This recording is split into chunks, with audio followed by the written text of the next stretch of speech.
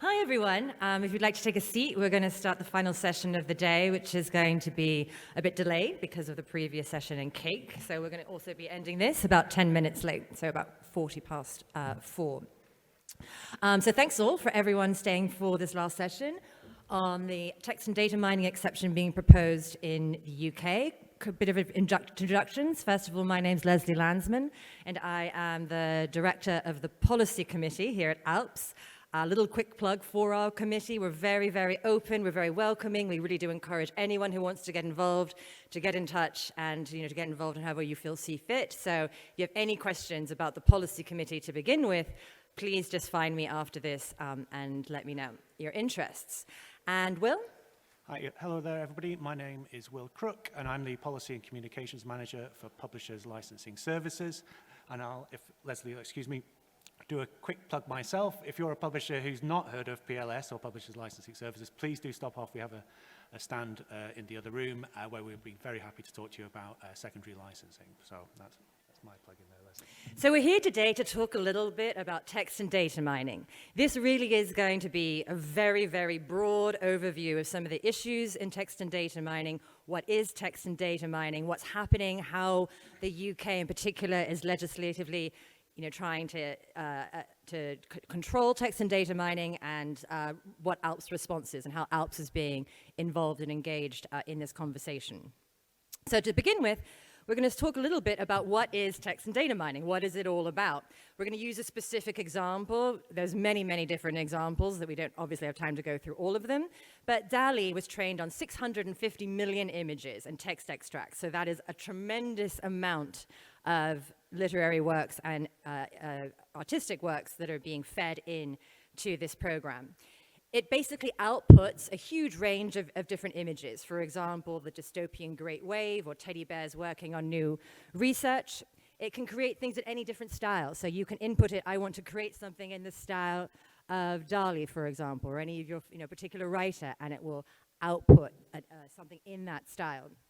But there are huge problems, amongst other things, with potential bias. So to give you an example, this is one of the images that DALL-E created, the dystopian great wave off Kanagawa as Godzilla eating Tokyo, which honestly I find quite poignant. I think it's quite a striking image, and you wouldn't necessarily think that a computer had generated this on its own. Similarly, inputting the words teddy bears working on new AI research on the moon in the 1980s created this image, which is very different from the image we just saw, and shows some of the creativity that goes into the images that are created. But if you put in the word lawyers and try to get an image of lawyers, this is what you get. And as you can see, it's all white men. And there are, hopefully, we all realize there are lawyers out there who are not white men. So big problems with bias that all AI is kind of facing and dealing with. And text and data mining is really what creates this AI engine. So how does text and data mining work? We start with our articles, our images. It really can be any type of work that is protected by copyright. So these are the things, these are the general bits that AI needs, and text and data mining needs to use. Then the text and data mining process will choose which of these works they're going to include in the process. So there's some kind of retrieval action that goes on. This then creates a context and index type of body of work that then is going to actually be used for the text and data mining. Then that work has to be copied, stored, turned into some type of machine-readable format. So those works are being manipulated, potentially stored forever on some computers somewhere as part of this activity. Decisions need to be made then about what is that storage capacity, what is going to be stored, what is going to be the output, and how are the AI going to attach their output that they create, all those images, to those images that helps to create the AI to begin with. So decisions need to be made about which of those literary, artistic, dramatic, and musical works will be stored indefinitely. Then we have the actual text and data mining analysis. So this takes that machine-readable format, looks for various different things. So it might look for different types of patterns, looks for lexicons, identifications, et cetera, but basically comes up with a data sample from analyzing all these different works. This creates a data set that can be some sort of deliverable form is created. Then you have the user who puts in that query, for example, teddy bears on the moon. The user puts that in. And then there is the final generated output. That is the thing that ends up being created. So as we can kind of see throughout this entire chain, we have copyright issues. We have copyright often being included in the articles, images, all that initial corpus that AI uses.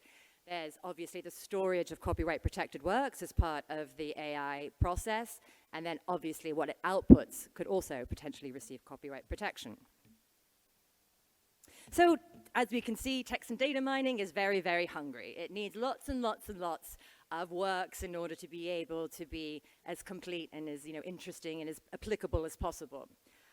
So all these different types of works are the food, and all of these different types of works may be protected by a variety of different licenses. So there might be proprietary work, there might be works into the public domain or under a CC license or open access, and all of these works kind of come together for the AI activity to occur.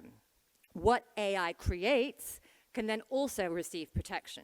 So that those images that we saw, for example, the teddy bears on the moon, they could be protected under some form of copyright. That could be copyright over the software, if software is involved. There could be some other form of copyright protection there. In the UK, we have a particular provision for the protection of computer-generated works. So those works could be protected as a computer-generated work, an independent type of protection, and that copyright would belong to the person who kind of facilitated or made it possible for that work to be created. Database protection could possibly apply. And then there could be a whole host of other things, namely, and probably most importantly, would be contract law and how potentially contracts might interfere with other types of protection. So a little bit, obviously, AI, as many people here in this room probably are aware, is expanding exponentially everywhere and is really going to affect all kinds of different systems. And pretty much all the talks we've had today, AI could be involved in some way or another. So some of the things we could do, we could create books in the style of one author, or if they're dead or alive. We could create books kind of tailored to a particular individual. This is an example from Springer Nature, which I must admit I do represent, but we published the first AI book on lithium batteries, which really collated information on this lithium battery topic. Artwork, so there's lots of programs already being developed that publishers are already using that create artwork for either use on the covers of journals, for example, or within the actual journals themselves. Social media posts, all of that, social media users, there's a lot of concern over what AI could do to kind of manipulate social media in some ways in terms of creating posts that are seen as more visible because of an AI engine rather than actual people. Then there's obviously some of the nefarious purposes that some of the other people who have already discussed that this could obviously help, prolong. So fake or authored articles, particularly a problem right now that's been happening with AI in the United States is fake takedown notices. So under the DMCA, the Digital Millennium Copyright Act, AI is being used to kind of create these hundreds and hundreds, thousands of fake takedown notices for legitimate sites as a way of trying to interfere with sites and their general operation. There's also problems, obviously, with artificially created data images and potentially, AI replacing jobs. There's a recent AI test done comparing AI's lawyers to actual lawyers, and finding in this study that the AI lawyers did just about as good as your average lawyer out there. So the idea that robot lawyers could replace us all. So the white men might also have something to fear because the robots are coming for all of our jobs. With that, I'm going to take it over to Will to give a little bit of an update on what the UK is doing. Thank you very much, Leslie. And just to give you a bit of background to myself, I joined PLS in December last year, after 6 years as a researcher at the House of the Parliament, where, of course, it was a very interesting time. And as I will now show you, my former colleagues are continuing to make it quite interesting for me in my new job.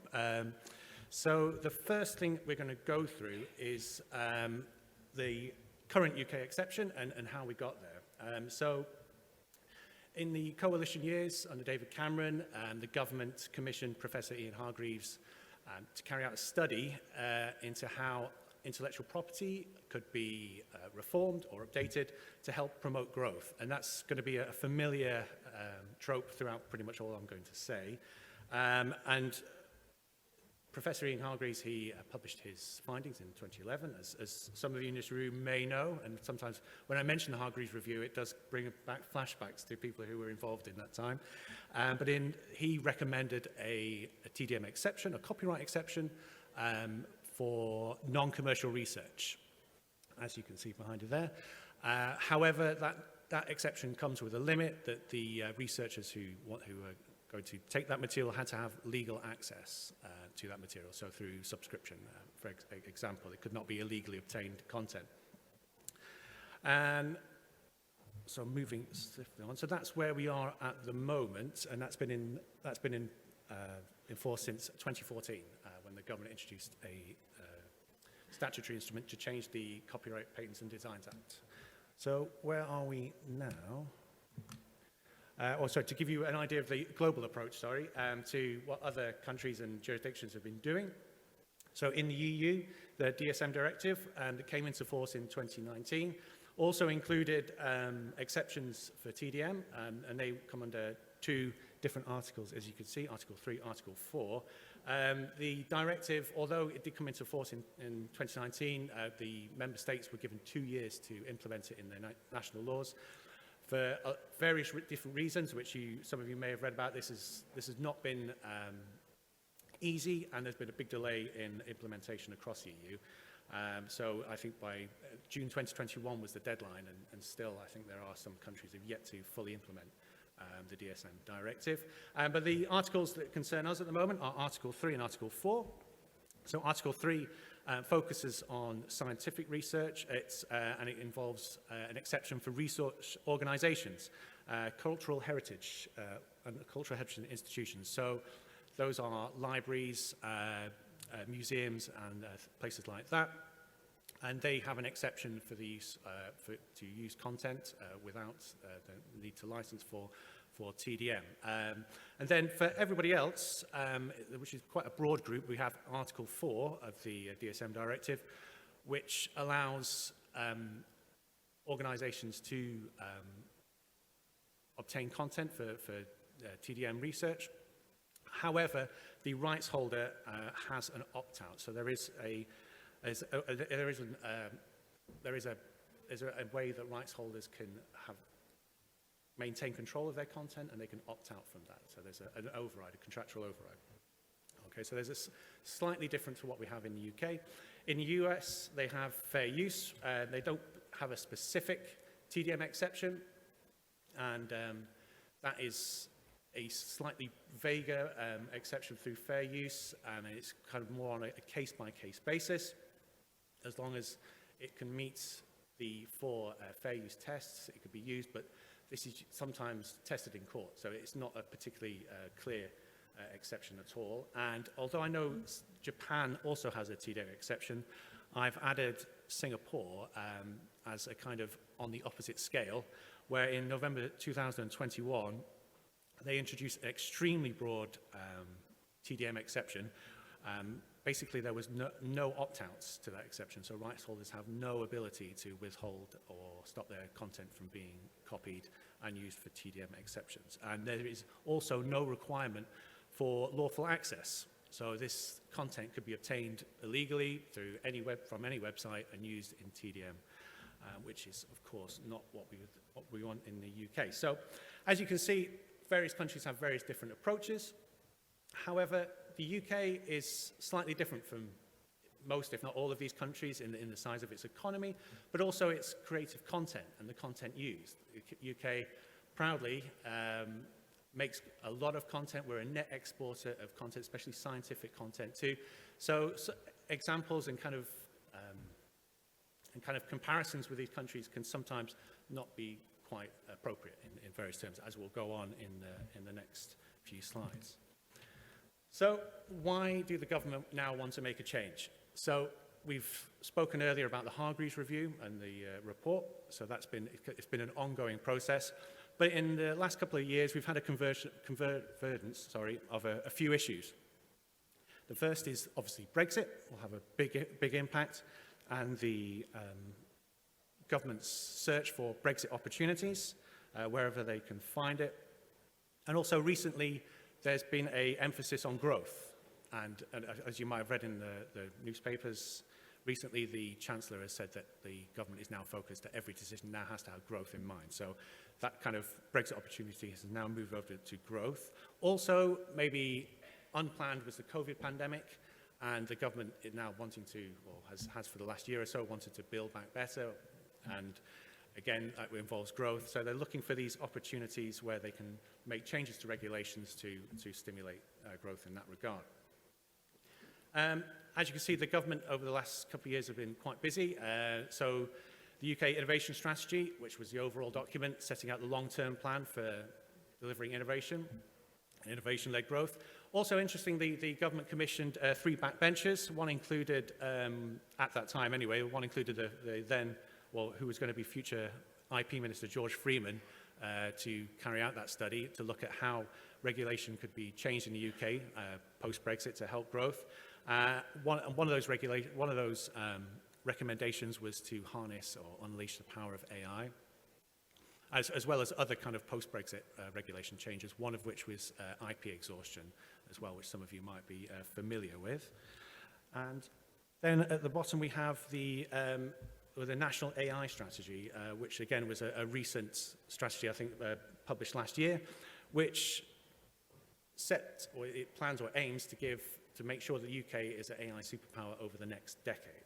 And obviously this change to the exception is kind of all linked to that. So that's kind of like the path to where we are at the moment. So the UK government, or the Intellectual Property Office more specifically, consulted on AI and TDM late last year. In fact, they timed it very well. It's my first duty when joining PLS was to write our consultation response for it.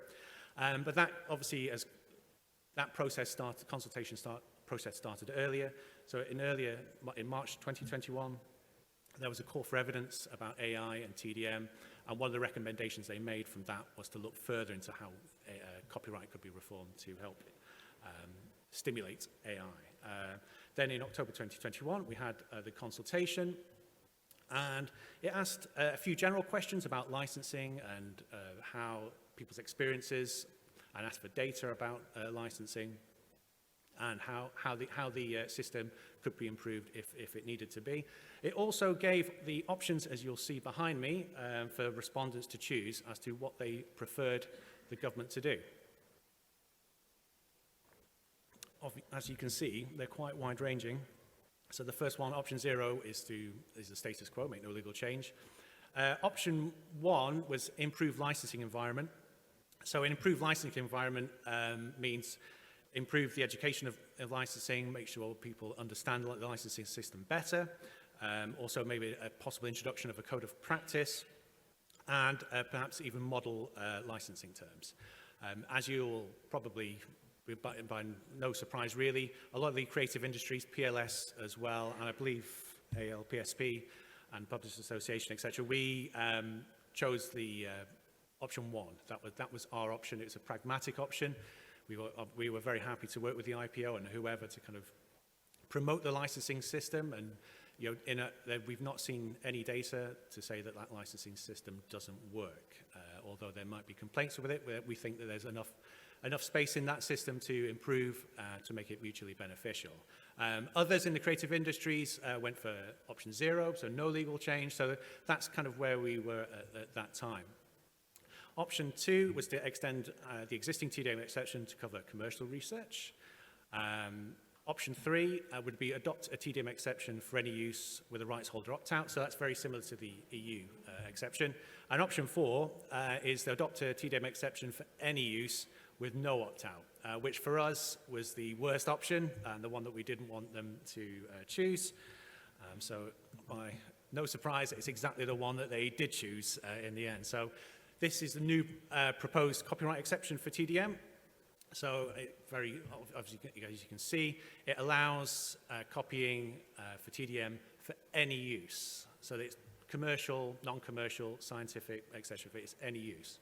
And the new exception obviously retains the requirement for legal access, and there is some debate as to what lawful access means specifically, and the IPO have not really given us any information on that, and I think there's still some debate as to what that could mean.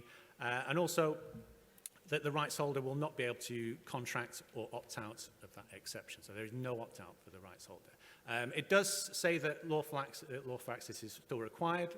So, and the IPO have been insistent that that means that there is some protection for rights holders. But as I said, it's still unclear as to what that means exactly. So as you can see, it's a big change from our current exception. It tips the balance away from rights holders in quite a big way. And like I said, the IPO or the government have not really provided any evidence of any market failure or why licensing currently is not working. Okay, so moving on. So what's happened since that announcement? I would say that the general expectation was something along the lines of option 3, so a EU-style opt-out. However, if you look at it through Brexit opportunities and through that lens, you can see where the government are thinking maybe do want something better than the EU, or better in certain terms. So what has been the response? So there's a grouping called the Publishers Content Forum, which PLS is a member of, as is ALPSP, and various other trade associations and publishers who do public affairs work. And we wrote to the then Minister, Lord Callanan, to point out to him what the new exception would do, and it would then challenge the success of the publishing industry in the UK, and not just the publishing industry, but the creative sector at all. And it would place that national asset under some jeopardy. Also, we argued it would be incompatible with the Berne three-step test, which is an international copyright instrument, which the UK is signed up to through a convention.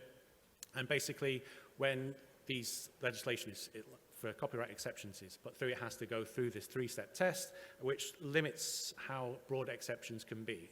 So it protects right holders. And our argument is that this exception is far too broad and is incompatible with that test, much like Singapore. With PCF, or the Publisher Content Forum, did receive a reply from the Minister. Unfortunately, there was not really much that was new in his response, but it reiterated some of the previous responses. The government argued through the letter that by charging for access, that publishers were still receiving some money for their content, and also it was protected through legal access. But again, legal access is a vague term that is still being debated as to what that actually means. And also the government did suggest or did recommend we keep in contact with the IPO, who have been actually very good, and we've been engaging with them over the last couple of months since the announcement. One of the things that the IPO did have said is about data, that there was not any data given over in the initial consultation. So the trade associations, Publishers Association, I believe the Professional Publishers Association too, as well as ourselves, have been collecting data, News Media Association, to try and put some facts, some figures onto what licensing means in monetary terms. And I think the PA, or the Publishers Association, came up with a figure of 335 million in licensing revenue, which could be at stake. NMA, and I think the Copyright Licensing Agency also have put figures on this. But PLS have also done our own survey, and we've been engaging with our publisher members, and it was very interesting, some of the responses, not just in terms of monetary, but exactly how this exception will affect publishers. And sometimes when we say publishers, we think of the larger publishers perhaps, or we think of book publishers, but actually some of the people who signed up for PLS services are not that at all. They can be charities, non-profits. You know, they publish material, but they're not traditionally publishers. So there are not, for example, the non-profit example, there was somebody who responded saying, I'm a non-profit, I don't make a lot of money through licensing, but obviously any money is vital for our organization to carry on. And there's a lot of worry that the smaller organizations, the smaller publishers, you could say, it's an existential threat for them. So it's quite interesting to see that through our responses, and also to see that maybe the licensing market is not fully developed yet. It's growing steadily, but maybe not as quickly as the government thinks. And that perhaps it still needs a bit of time to evolve and improve. And I think through our option 1, which was the improved licensing environment, I think that was, it kind of justified our choice of option in that way. Also, the wider creative industry opposition, I could stress this is not just publishers who are angry with this. There's across the board, the creative industries, from visual artists, music industry as well, have also made contact with the government to express disappointment with this. You might have read a BBC article that was published on Monday, which had DAX. They were quoted about how they are unhappy with this exception too. And I think the music industry were quite quick off the mark when lobbying government and sending letters and things like that. And finally, the all-party parliamentary group. So in kind of parliamentary jargon, APPG, it's a kind of pressure group for MPs and Lords to join, backbench MPs, and they can kind of lobby the government on certain issues. So for this one, there is the APPG for IP. There is an APPG for publishing too. So MPs and Lords, politicians interested in that area can join together with trade groups, etc., to kind of lobby government on issues.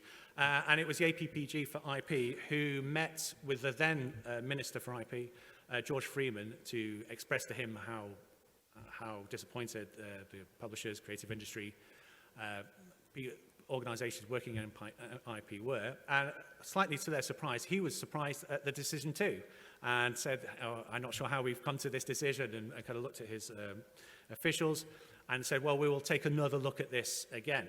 We'll take another look at this and kind of go through this decision again. Now, at that time, I'm afraid it was just a few days before the government fell. So we've had to kind of adapt to the new IP minister, Lord Callanan, and the initial priority when the government fell, we had a new minister, was to make sure that that promise was kept to look at it again. And I think by and large it has been.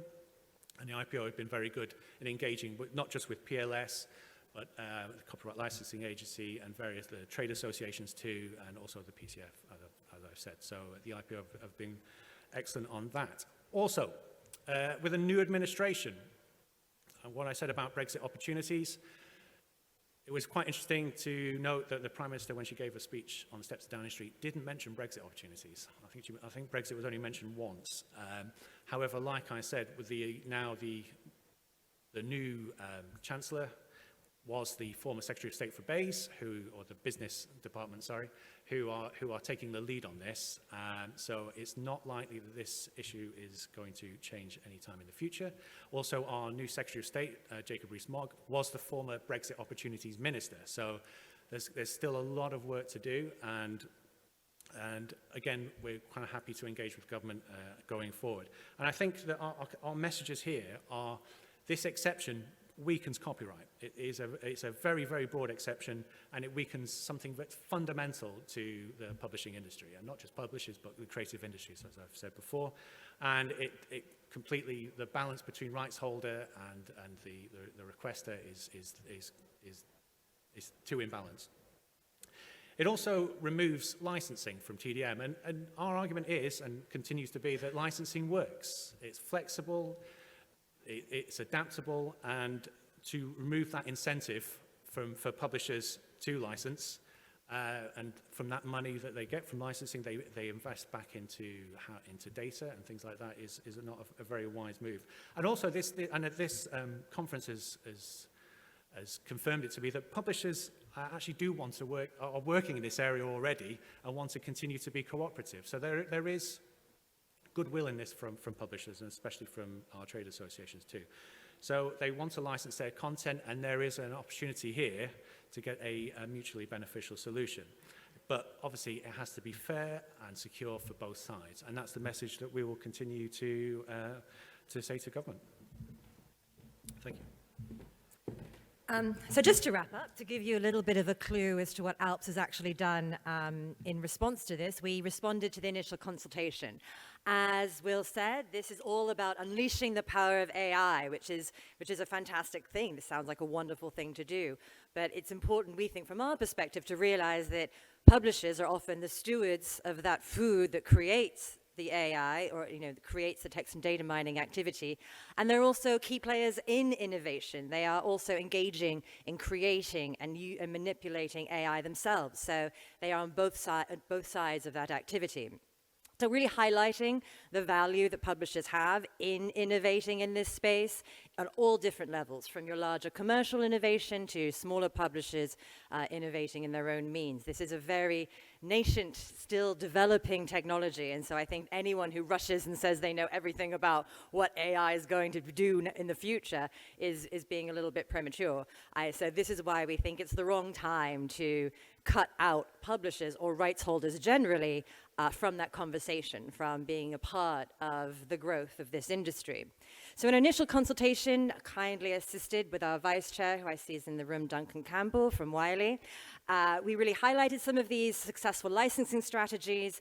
We emphasized that TDM doesn't live in a bubble, that it is, publishers and all rights holders are working hand in hand with technology sector in many ways in order to help grow all different types of AI applications. We stress the importance that publishers has as gatekeepers. Publishers in particular, we have kind of publication ethics, we're quite used to research integrity guidelines, et cetera, and that can kind of maybe help to influence the growth of AI to try to make sure that we address in the early stages some of those bias issues I lightly touched upon. And the complexity, again, this is a very complex landscape. We're not really having any time here to get into any of the details about it, but if you do want to talk about this, I know I think I speak for both Will and myself, always just feel free to reach out to us either at the conference now or through LinkedIn or whatever. So what's next? As Will mentioned, there are some real legal considerations. We don't know yet what this law would actually look like, what this exception would actually say. And we don't, as Will said, we have international obligations. We've been told assurances that this exception will satisfy international obligations, but we don't know how. Liability determinations, these are all types of things that still haven't been considered. Implementation problems. So will there be an opt-out? What are the different effects on different markets? How would this implementation affect different types of publishers in different areas? What is lawful access? Again, this is something that we really just have very little guidance on what that actually means. And then finally, there are the societal, cultural issues and how we're going to address those. Coming kind of back to the very beginning of this conference, concerns over misinformation, what AI reproducing and exponentially making bigger those misinformation or disinformation problems. So this is not in any ways trying to point to any conclusions. We are merely trying to kind of signpost some of the issues that are going on with AI and text and data mining, try to kind of let you be aware of how this, and get you start thinking about what this might mean for your own organization. And again, we welcome any kind of questions either afterwards, after this talk, or at any other time through any means. So with that, because I know we are running over, I am going to bring Wayne up to the stage for a few final comments. And thank you, everyone, for your time.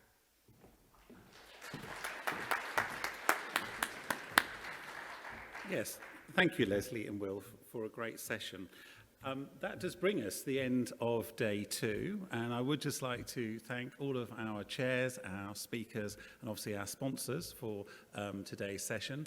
Tomorrow's plenary will start at 9:30, but before that, I hope you'll all join me this evening for our conference dinner and awards, which will be taking place in here in the International Suite.